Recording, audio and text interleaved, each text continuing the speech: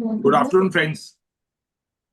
We thought that since there are vacations, small vacations of 5 days in Punjab Haryana High Court, let's catch up with Dr. Deepa Singh, who has done various sessions with us.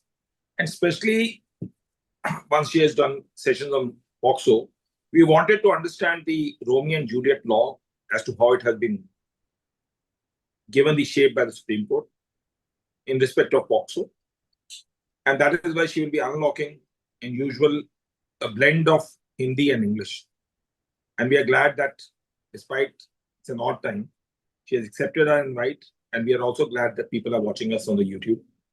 And thank you, Dr. Deepa, for accepting our invite. And over to you. Thank you, Vikas, for giving me opportunity to speak on this issue. I think ये बहुत आजकल बहुत ज़रूरत है इस clause को जानने की. At least we lawyers are struggling with this POCSO dilemma of this consent and adolescent consent, So before I start with this Romeo Juliet clause, first I would like to, discuss again, like from the scratch, that what is consent and who is capable of giving valid consent. जब हम law की बात करते हैं, तो valid consent क्या होती है, इसको समझना बहुत जरूरी होता है. तो anyhow, criminal law, तो basically it revolves around consent only. If there is a consent, then it's not crime. But who are competent to give consent? So as we know that a child is not capable of giving valid consent, right? क्योंकि उसमें वो इतना sufficient maturity develop ही नहीं होती है कि वो अपनी consent के consequences को वो foresee कर सके. तो let's start from the beginning के consent की age घटती बढ़ती कैसे रही है और कैसे कैसे इसको rape और sexual offences में इसको incorporate किया गया. So सबसे पहला जो केस था इसमें वो queen empress versus Hari Mohan में थी. 1891 का केस है ये, जहां पे वाइफ जो है वो 10 years old थी and husband was 35 years old.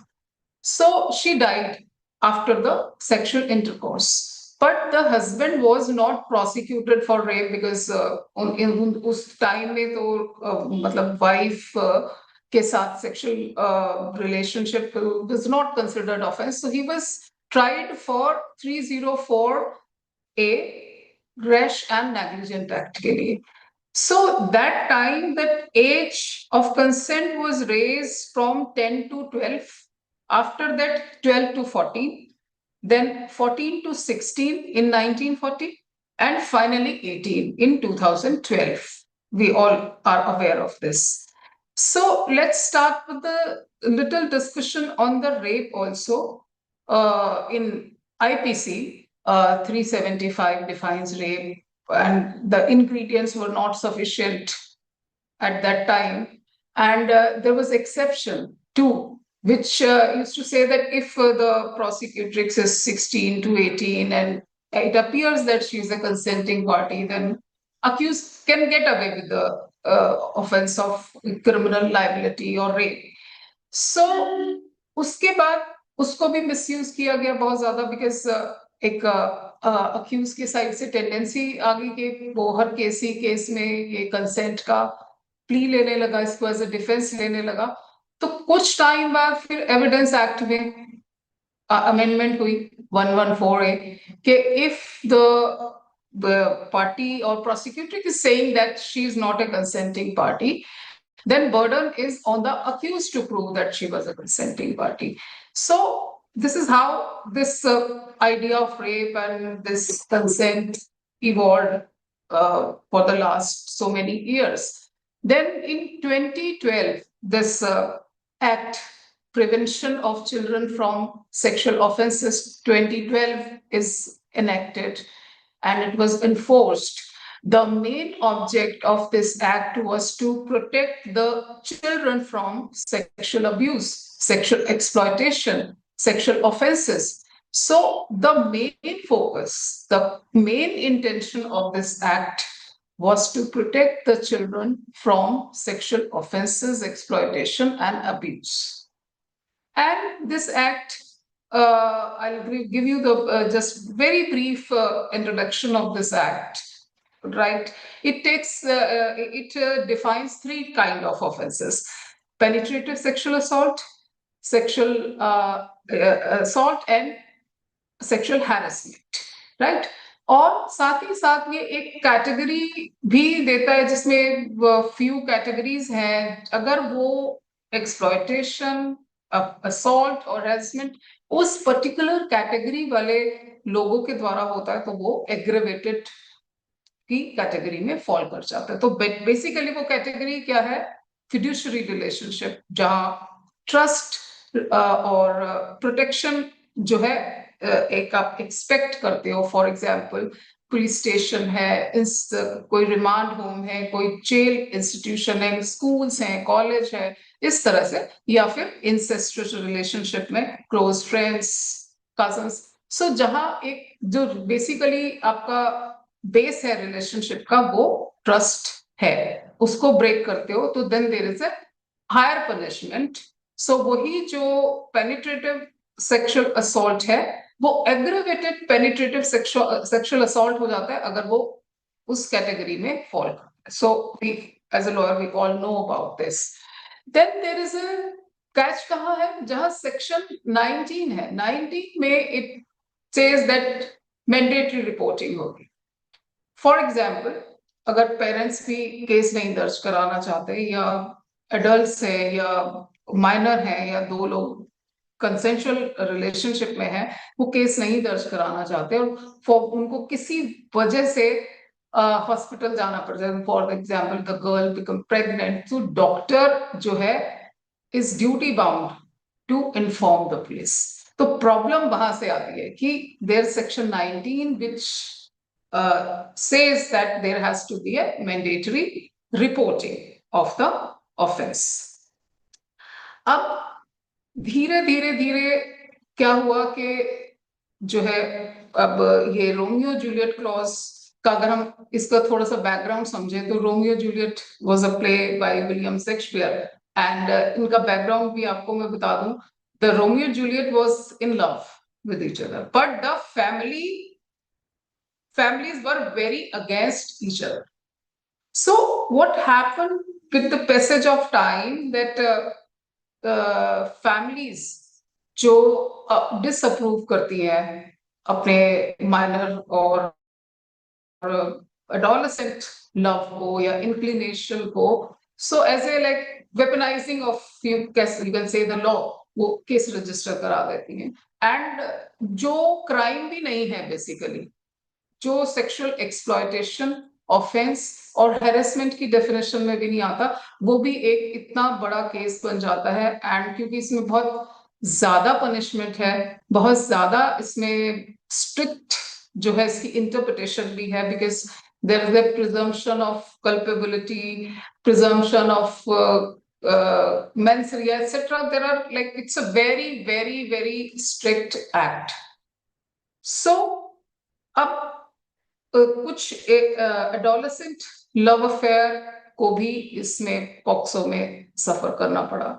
बहुत ज्यादा इसका misuse भी हुआ, यूज भी हुआ, whatever. I don't want to comment on those situations because what happened then, different various high courts ने बहुत अलग अलग तरह के जजमेंट पास किए.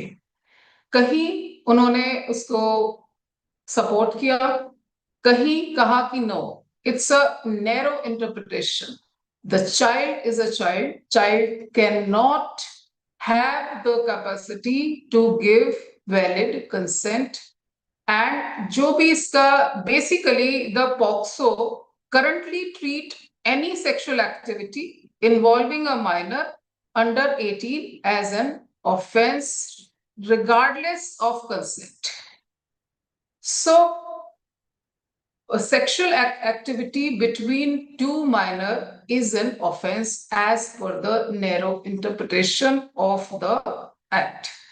What happened in 9th January, the state of UP जो है वो सुप्रीम कोर्ट में स्पेशली पिटिशन में जाती है against the judgement of Allahabad high.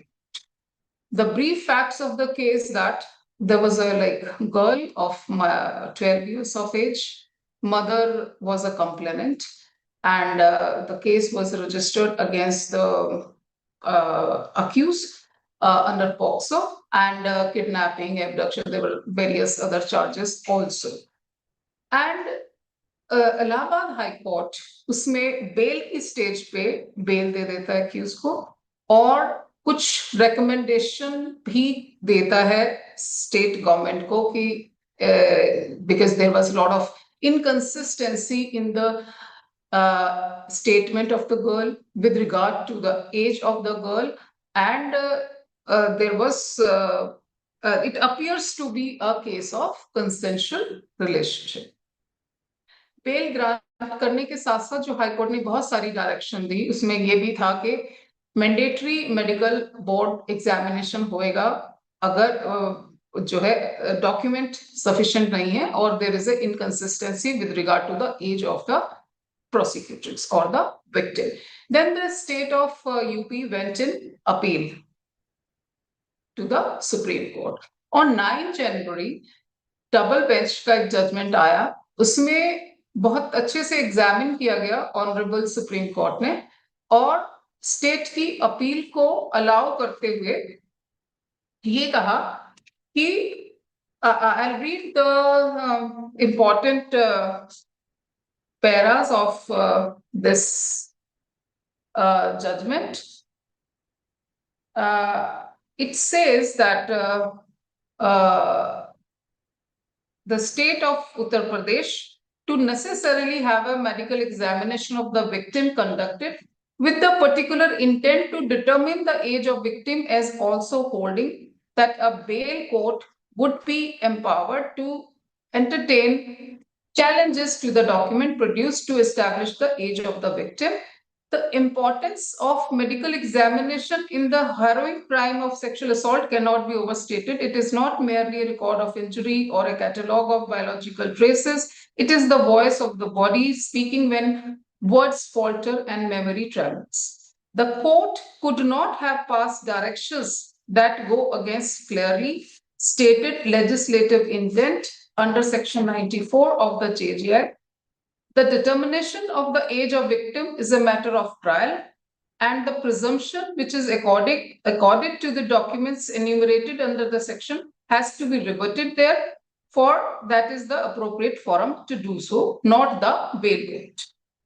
If the question of age is raised at the stage of bail, it is only open for the court to, from the perusal of the document, take a prima facie view as to the age of the victim, not one on the correctness of the document, since that would amount to a mini trial. Now, the second observation, a necessitated postscript. The Honorable Supreme Court also mentioned that there are numerous instances where this law is used by families in opposition to relationship between young couples. In Satish alias Chand versus State of UP, the High Court noted that on few occasions concern had been expressed by the court with regard to application of the Act on consenting adolescents when it comes to consensual relationship between teenagers. 4 factors have been highlighted, which is crucial for the court to consider. What are these 4 factors? First, assess the context. Each case should be evaluated on its individual facts and circumstances. The nature of the relationship and the intentions of both parties should be carefully examined. Consider victim's statement. The statement of the alleged victim should be given due consideration. If the relationship is consensual and based on mutual affection, this should be factored into decision regarding bail and prosecution. The third point is avoid perversity of justice. Ignoring the consensual nature of a relationship can lead to unjust outcome, such as wrongful imprisonment, The judicial system should aim to balance the protection of minor with the recognition of their autonomy in certain contexts. Here, the age comes out to be an important factor. Fourth is judicial discretion. Court should use their discretion wisely, ensuring that the application of POCSO does not inadvertently harm the very individual it is meant to protect.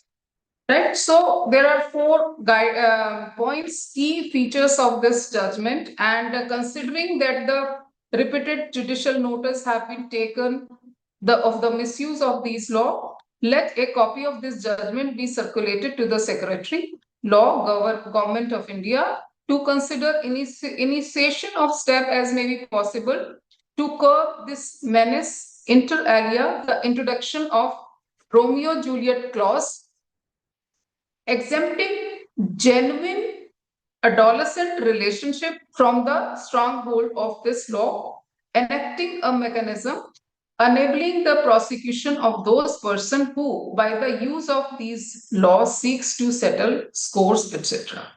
So, in the view of the matter, the appeal is allowed, but they also mentioned that the bail granted in terms of these judgment and orders is left undisturbed in view of the other factors considered by the learned single judge, subject to the judicial review. And the effect of this judgment will be prospective and shall not therefore impact negatively any of these cases wherein following the procedure laid down in impute judgment or its progenitives, bail has been secured. So now, what is the crux of this judgment in a nutshell? First, two things.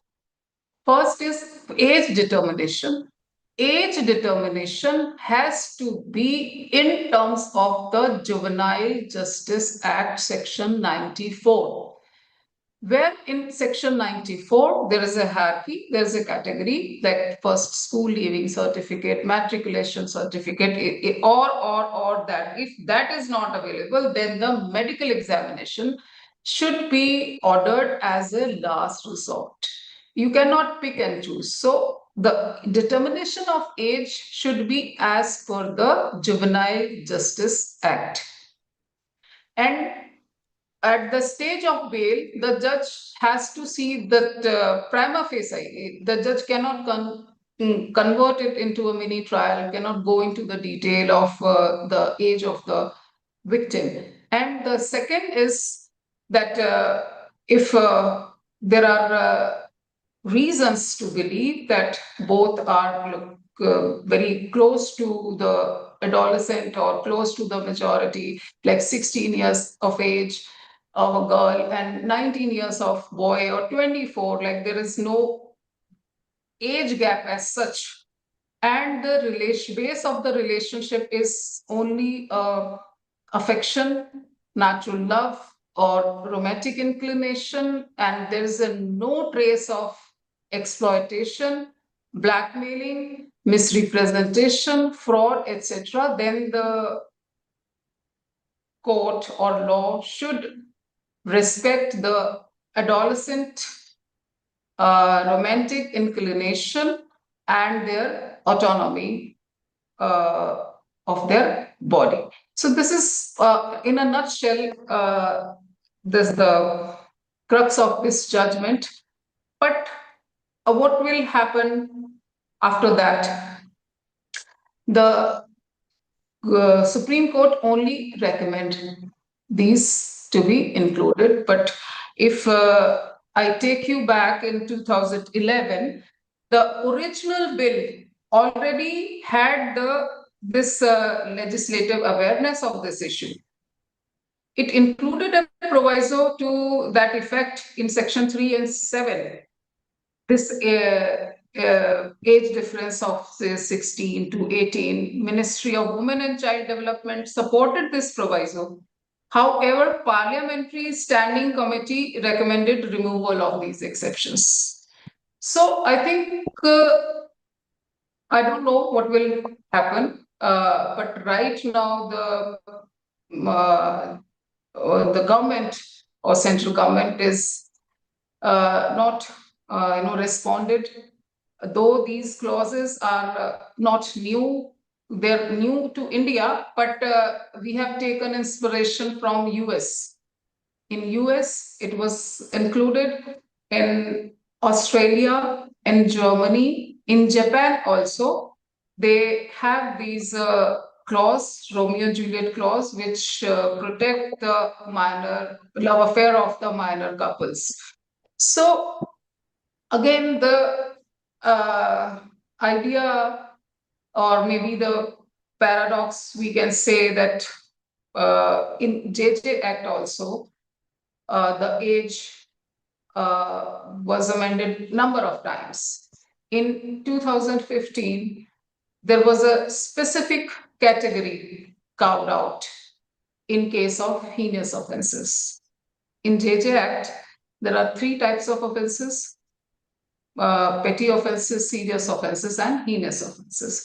If a minor or juvenile commits a heinous offenses, and after the preliminary assessment, it indicates that he has sufficient maturity, then he can be tried as an adult. So I think it is the high time to, give such type of inclusion in POCSO Act also, that some statutory, very narrow statutory exception to the general principle that the minor is not capable of giving valid consent. The cases has to be, distinguished as per the context and circumstances, where there's no whisper of any kind of exploitation. There is no kind of offense or criminal intent. Then special categories can be, carved out, and it affects the other laws also. If we take that Dowry Marriage Prohibition Act, Restraint of Children Marriage Act, then minors marriage is not invalid, it is voidable. It is not void ab initio. So, but again, the law is silent whether there can be a relationship or sexual intercourse between between the minor. So, focus on protecting teen relationship while upholding child safety. I think this is the best approach. And lowering the age of consent would not redress the core issue of judicial in flexibility in sentencing decision, autonomy. Automatic decriminalization is not the answer. The case has to be, according to the fact and circumstances of each and every case has to be assessed by the judges, or maybe sentencing or giving relief while granting bail. These factors should be considered. Otherwise, everyone knows that how stringent is the provisions of POCSO Act. So I think there was not much to speak on this Romeo Juliet clause, except that if I have to sum up in one line, that ultimately the Honorable Supreme Court has acknowledged that the adolescent relationship to some extent.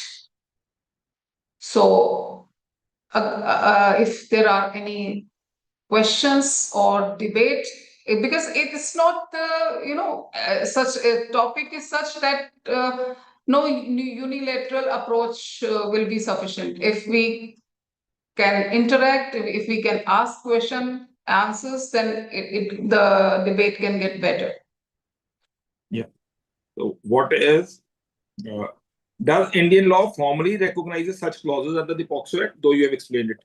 It's just recommendations by the Honorable Supreme Court, and until February, the central government has rejected this. There is no positive steps from the central government till today. This is, how does POCSO define consent, and why is it treated differently for minors? POCSO? How does POCSO define consent, and why is it treated differently for minors? No, POCSO Act does not define consent. It just simply, it's a very narrowly strict interpretation that it just defines child. Who is a child? Child is who is 18, below the age of 18. And if any person does any sexual activity with them, it's a crime. It does not talk about consent at all. Yeah. Then Now, next, presumption is against the accused. how do courts reconcile consensual relationship between adolescents with strict provisions of POCSO? How does? How do courts reconcile with the consensual relationship between adolescent with strict provisions of POCSO? Yeah, till this judgment before 19th January, there are various cases. One case I noted down, Independent Thought versus Union of India. Basically, itme jo Supreme Court ka view tha, sexual intercourse with a wife below 18 constitutes rape. Minors are legally incapable of giving valid consent. This was the trend. In few judgments, where like the girl was just 17 and a half, and the accused was just 19, 20, 24, and like inconsistency of judgment was statements. And then few courts like Bombay, Calcutta. So वहां पे इसको कुछ courts ने consider किया था, but there was different judgments, contradictory judgments. There was no settled position. But I think with this judgment, court will definitely apply these 4 criteria: key ingredients, context, and intention, and the weaponization of law.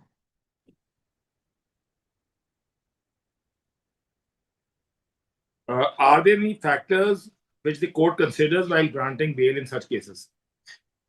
Yes, I mentioned four key factors. Assess the context. What is the nature of the relationship between two? Consider victim statement. At times, the complainant is the parent's father or mother, but she has not mentioned anything before the magistrate. Then avoid perversity of justice, that ignoring the consensual nature of relationship can lead to unjust outcome.